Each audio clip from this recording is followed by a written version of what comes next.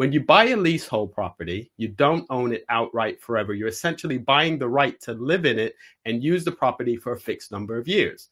The freeholder or the landlord continues to own the land and building while the lease counts down and the value year by year.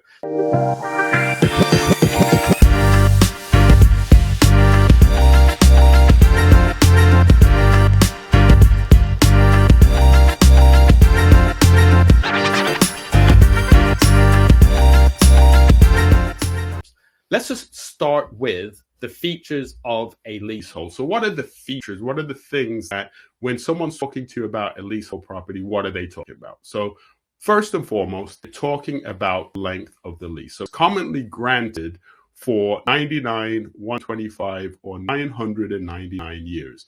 But the clock runs down from day one. So if you think about it, if you get a leasehold property and it has 999 years on it, you probably don't have much to worry about.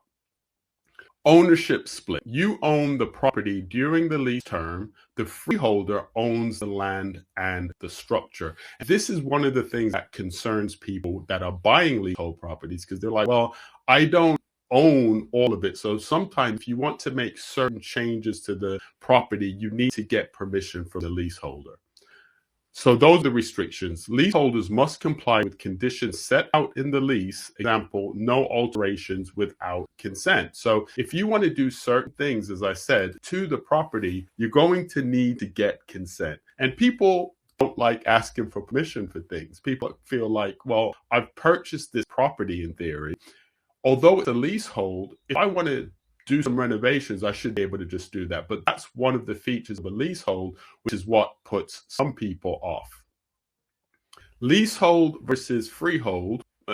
One of the things that you want to think about is when you're buying a property, is it a freehold or is it a leasehold? If it is a leasehold, what is the difference? When you